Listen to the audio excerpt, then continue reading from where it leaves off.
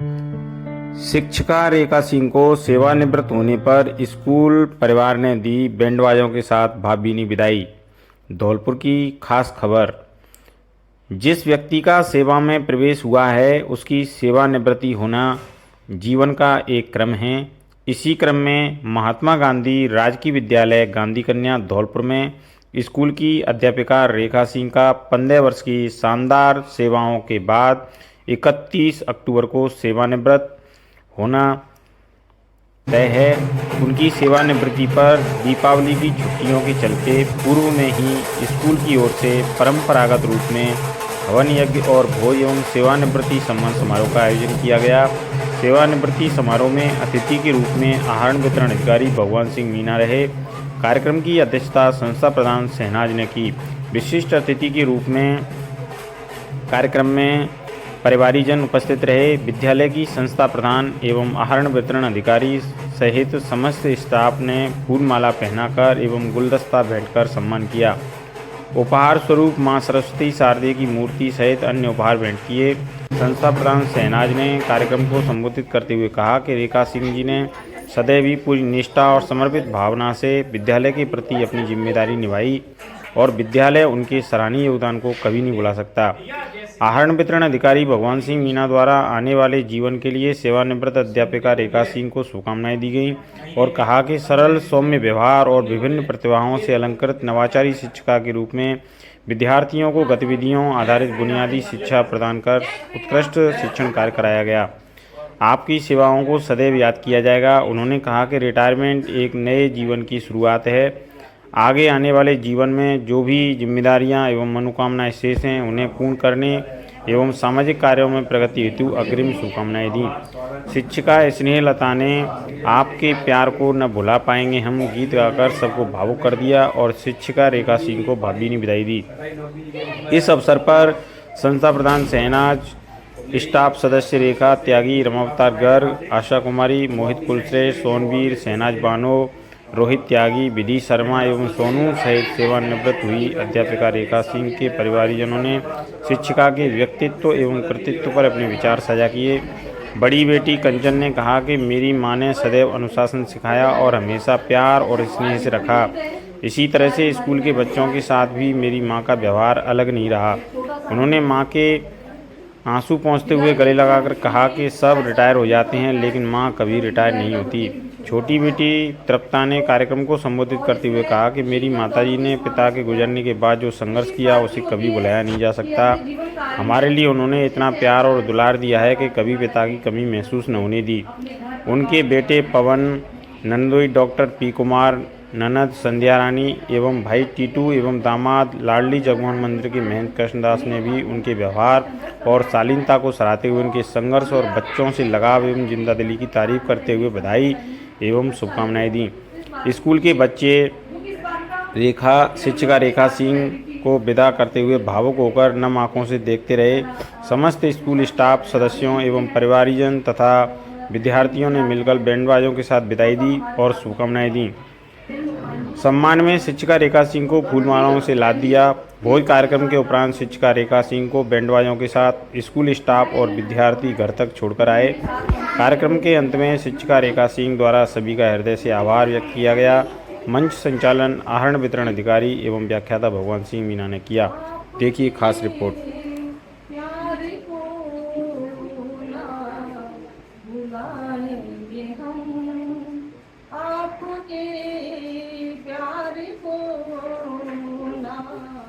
बुलाएंगे हम साथ के छूटते हुई आसनम राहों से मिली और ये बगिया की राहों से मिली और ये बगिया की जिंदगी में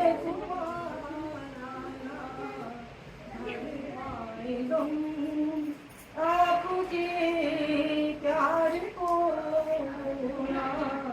बुलाएंगे हम रोज के साथ की बात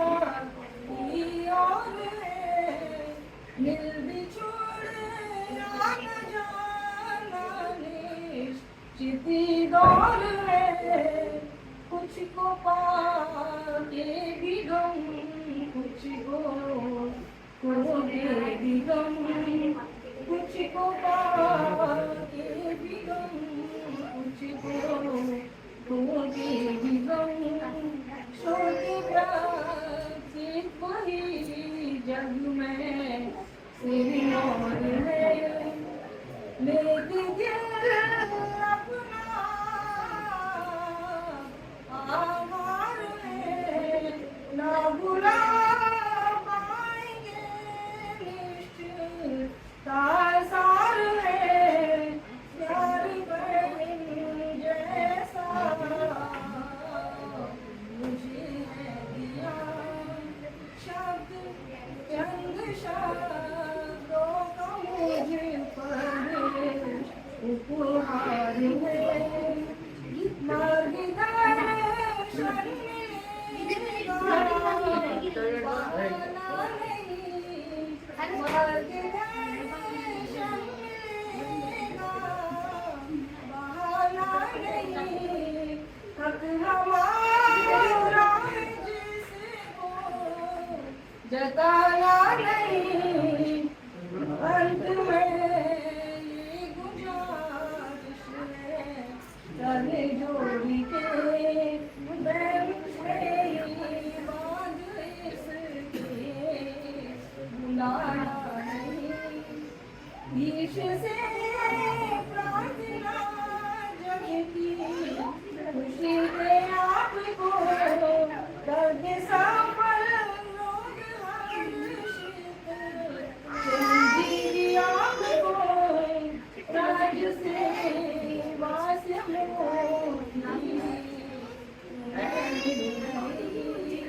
भाई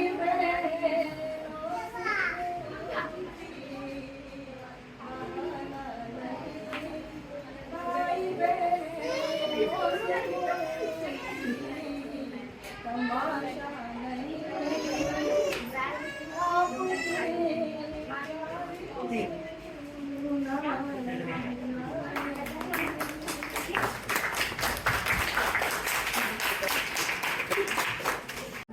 हैं आज के लिए बोलने के लिए, पर आंटी ने इतना सब कुछ बोला तो आज सुबह से आशा तो मैं थी ही कि 15 साल मम्मी ने स्कूल में दिए और आज मम्मी रिटायर हो रही है। जनवरी में मम्मी का 2009 में जॉब के लिए रिक्रूटमेंट हुआ था और मेरा फर्स्ट मंथ ऑफ प्रेगनेंसी था।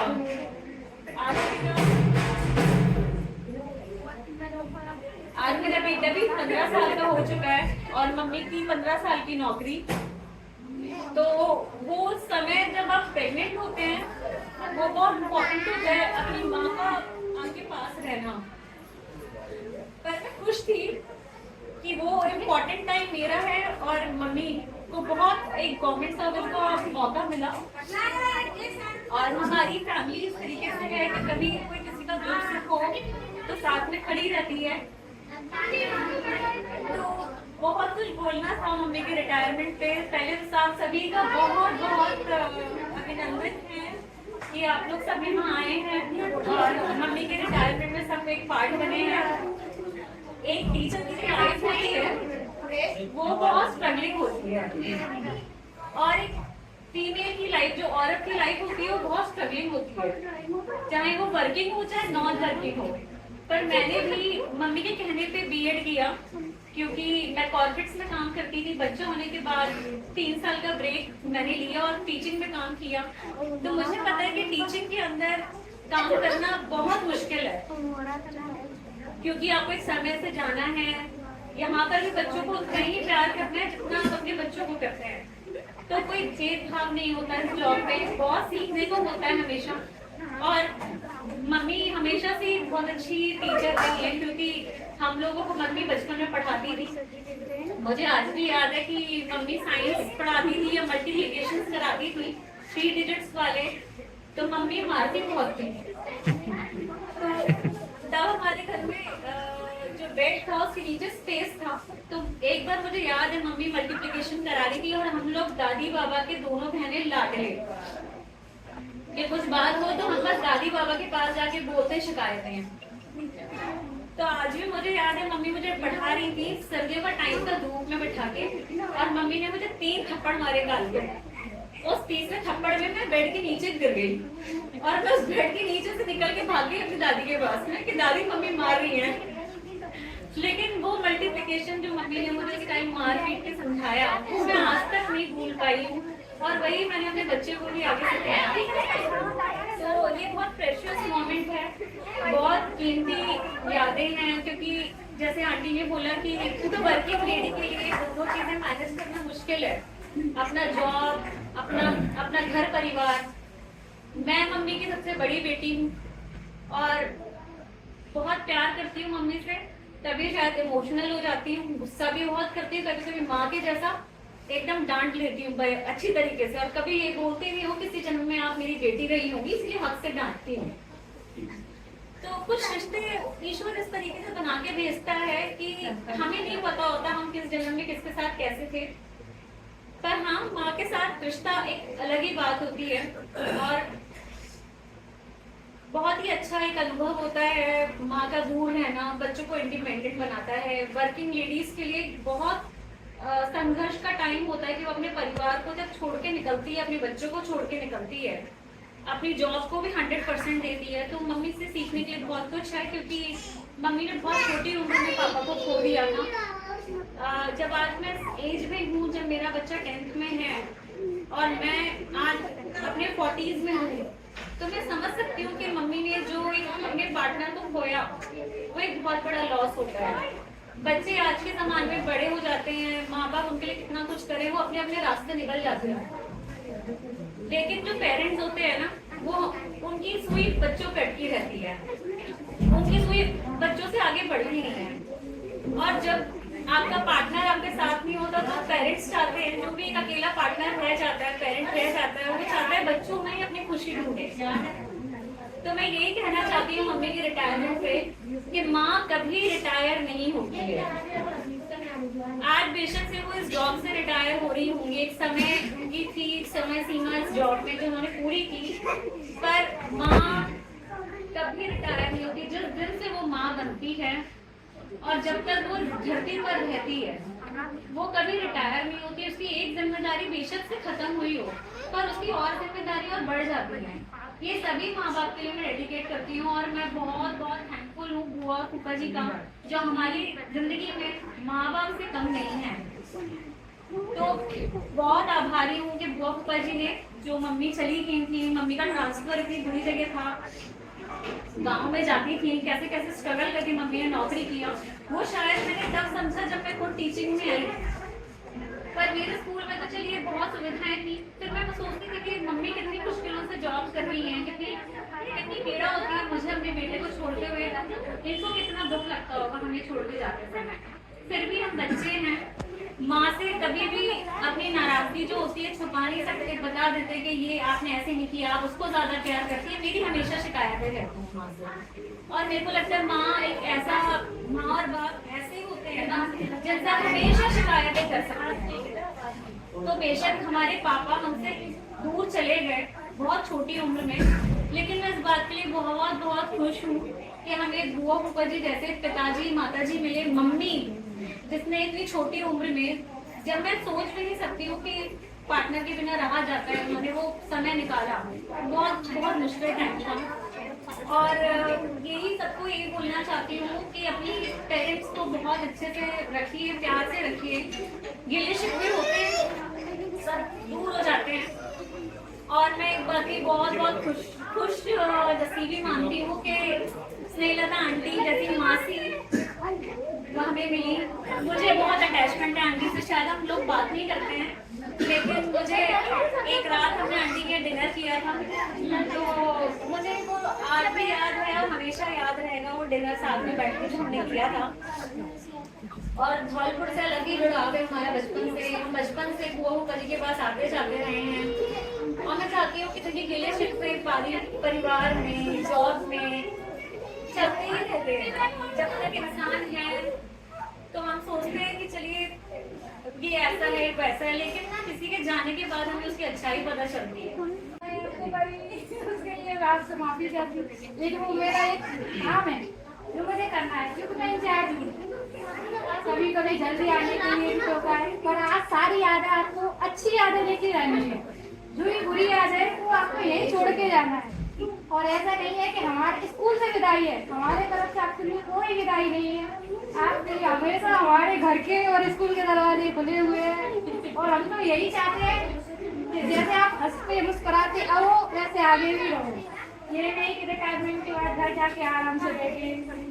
लेकिन मैडम ने हमको बताया है अपना कि क्या करना है क्या नहीं करना है, लेकिन जो भी करना है मैडम हम तो हमेशा आपके साथ ही रहेंगे। और मैं आपको बोलती हूँ मैडम, एक कविता है जिसमें मैं आपको कुछ बोलना चाहती हूँ। अलविदा ना कहना, तो यही है कि कभी अलविदा मत कहना मैडम। रुक सकती हैं कहाँ, गम के काले बादल भी गरजते हैं, ठीक है मैडम। हंसी के समंदर में तब आंसू के बवंडर भी उड़ते हैं। सुबह वो कोमल सी हवा का चलना जो चेहरे को छूकर सुकून देती है, फिर शाम भी ढलती है और अंधेरा भी दस्तक देता है। वक्त बदलेगा, नया दौर भी आएगा, बहती हुई नदियां सूखेंगी, फूल भी मुस्कुराएंगे। खाली वक्त में मध्यम हवा कानों में खूब शोर मचाएगी। खुद का साया भी तुम्हें अंधेरे में देख पल में छोड़ जाएगा, पर उस वक्त तुम तन्हाई में न मुस्कुरा देना। शिकायतों की पिटारी लेकर ना खुद को उसमें बंद कर लेना। चाहे मोड़ बदलती रहे जिंदगी, तुम्हारी भी कई ले जिंदगी, पर अभी तुम हंसकर जीना। सभी का एक बार धन्यवाद देना चाहूँगा आपके सहयोग के लिए कि आपका इतना लाड़ प्यार रहा कि दिल के दरवाजे खुले हुए हैं, स्कूल के दरवाजे खुले हुए हैं, कभी अलविदा नहीं कहना। तो आप ये ध्यान रखें कि आप बिल्कुल रिटायरमेंट नहीं होंगे। आज से आपके अंदर और एक ऊर्जावान नई क्षमता पैदा होनी चाहिए कि और नए काम समाज के दायित्वों को पूरा करना है। मैंने तो एक चीज़ नोट करी बहन जी के साथ में कि अगर किसी काम की एक बार हाँ कर दी तो मैं तो समझता है बहन जी भूल जाएंगी क्यों हुआ क्या, 2 मिनट आगे चले, तीसरी बार फिर कौन आ गया, क्यों बात हुई थी क्या,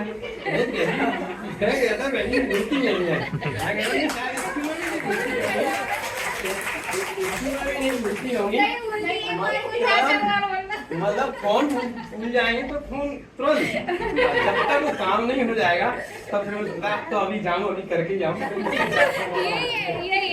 ये रहता था। तो विदाई का समय जब होता है, चाहे तो बेटी के घर से विदाई हो और चाहे स्कूल से मेरी बहन की विदाई हो, भावुक को होना तो एक आम सी बात है। तो ये निकंचन बेटा बहुत ज्यादा भावुक हुई, और ये तो एक से बढ़कर एक और बैठी हमारी। तो मैं सभी का तहे दिल से धन्यवाद और हार्दिक अभिनंदन करना चाहूंगा। कभी भी कोई गलती जाने में अनजाने में हुई हो उसके लिए मैं क्षमा चाहूंगा। मैंने इसको सपोर्ट किया, पर इन्होंने बचपन से मेरा साथ दिया है। मैं छोटी सी थी जब ये मेरी मामी थी, मैं इनके साथ खेलती थी, चाचा चाची के घर जाती थी। मैं तब से ही मुझे अच्छी भी लगती थी क्योंकि बहुत अच्छी थी, सुंदर थी।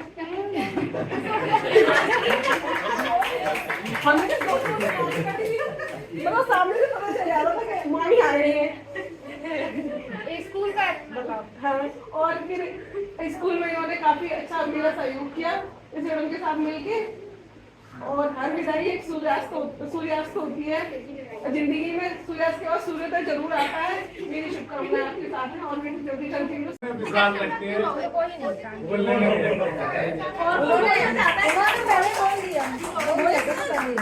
क्योंकि मेरी माँ शुरू से ही घर में रहती थी, हम लोग उसका पालन पोषण करती थी। मेरे पिताजी सडनली एक्सपायर हो गए, फिर हमारे सामने सवाल खड़ा हुआ कि कहीं ना कहीं मम्मी को पढ़ी लिखी है तो जॉब में जाना चाहिए। तो फूफा जी ने बहुत उनको प्रेरित किया, मेरे ग्रैंड पेरेंट्स ने बहुत प्रेरित किया, और फिर मम्मी ने बहुत परीक्षाएं दी जिसमें फूफा जी हमेशा खड़े रहे और वो फिर जॉब में आई और उन्होंने जॉब में बहुत अच्छे से काम किया। जितने भी वर्ष उनको मिले, बहुत स्ट्रगल रहा। हमारा भी मम्मी से काफी वियोग रहा क्योंकि मम्मी अजमेर में पोस्टेड थी और हम लोग दिल्ली में रहा करते थे। तो सिर्फ फोन के द्वारा हमारा संपर्क होता था और उसी पे बहुत सारी ऐसी परिस्थितियाँ घर की कभी कभी रही जब हमें मम्मी की बहुत जरूरत महसूस होती थी और मम्मी हमारे पास नहीं होती थी। पर मम्मी ने समय समय पे फोन पे ही हमें इतना स्ट्रॉन्ग बना दिया कि हम सारे बच्चे अपनी अपनी जगह पे नायक बन गए। और आज बस हम सबको आज मम्मी के वजह से हम लोग लायक बन गए, वो वजह से मम्मी लायक बन गए और हमारा पूरा परिवार आज सब लोग अपने अपने पैरों पे खड़े हैं, हम सारे भाई बहन। और बस सबके लिए थैंकफुल है क्योंकि सब लोग आप लोग यहाँ आए, आप लोगों की उपस्थिति हमारे लिए बहुत ही अच्छी है और आगे सबके लिए हमारा यही वो है कि मम्मी के साथ जुड़े रहें, मम्मी भी स्कूल में आती रहें और इसी तरीके से सबका व्यवहार बना रहे। बस इतना ही है। होने के साथ साथ एक अच्छी माँ है, अच्छी बहन है, अच्छी दोस्त है, अच्छी पत्नी भी रही है, अच्छी बहू भी रही है, तो हर चीज़ में वो बेस्ट है। और लोगों को ये इंस्पायर करती है उनसे कि जो भी अपना फैसले हर रिश्ते में, चाहे वो जॉब में हो चाहे वो घर परिवार हो। मेरा नाम रेखा सिंह है और मैं सबसे पहले मेरी जो ज्वाइनिंग हुई थी वो अजमेर में हुई थी। अजमेर में फर्स्ट जो ज्वाइनिंग थी वो मेरी ढाणी में हुई थी। तो मुझे 2-3 खेत पार करके फिर ढाणी में जाना पड़ता था। उसका नाम कौन से जिले में मैडम? अजमेर जिले में। अजमेर। हाँ, तो अजमेर जिले में हम वहाँ जाते थे 3 खेत पार करके कंसूरिया की ढाणी।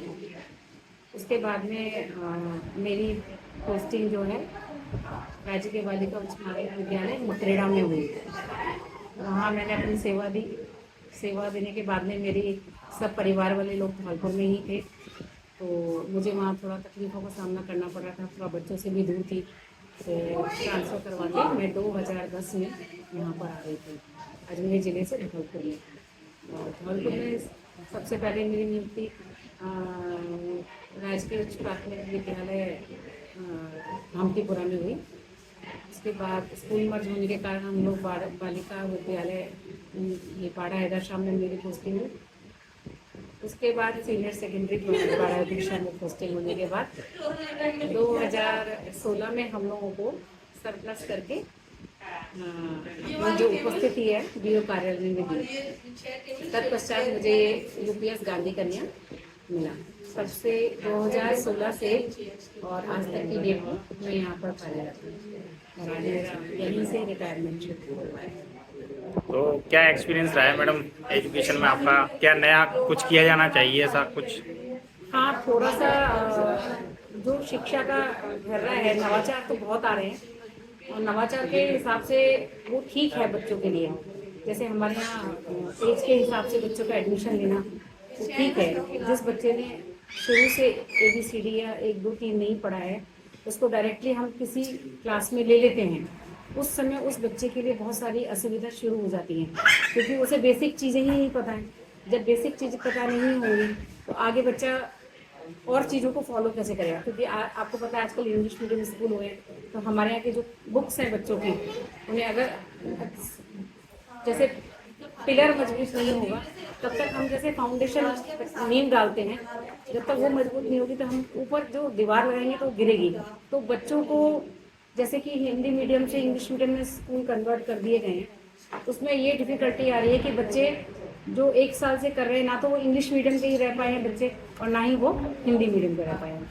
और मेथड जो हम लोगों के टाइम में हुआ करता था कि हमें एक छोटी छोटी चीज़ से हम लोग आगे सीखते थे, या ग्रामर है या हिंदी की ग्रामर है, व्याकरण को जैसे हम लोग वो करते थे, वो सब चीज़ थोड़ा सा कम हो गई है पहले की अपेक्षा, क्योंकि इतनी कार्य पुस्तिकाएँ आजकल आ जाती हैं। कभी कार्य पुस्तिका का काम कराइए आप, कभी ऑनलाइन आप बच्चों का टेस्ट बुलाइए, तो ये मुझे लगता है मेरी नज़र में ये बिल्कुल व्यर्थ है और उससे बच्चे कोई शिक्षा ले नहीं रहे हैं। हाँ, एक चीज़ जो नवाचार में आई है, जैसे कंप्यूटर लगाए हैं बच्चों के लिए या टीवी प्रोग्राम्स के थ्रू बच्चों को जो स्किल शुरू करा है इन लोगों ने, वो तब भी थोड़ा ठीक है कि बच्चे उसमें इंटरेस्ट लेके, क्योंकि बच्चों के ऊपर आधारित जो गतिविधियाँ होती हैं जी, वो गतिविधियाँ मतलब बच्चे देख करके सीखते हैं। गतिविधि आधारित शिक्षण को जो है ज़्यादा उचित मानते हैं। उस लाइफ मैम अभी सरकार द्वारा जो है पहले NAS नेशनल अचीवमेंट सर्वे जो है कार्यक्रम चलाया गया, उसमें जिले के विद्यालयों में बच्चों की प्रगति काफ़ी अच्छी दिखाई दी 3, 5, 8 के लिए, और अभी परख राष्ट्रीय सर्वेक्षण के नाम से जो है चलाया जा रहा है 3, 6, 9 क्लास के लिए।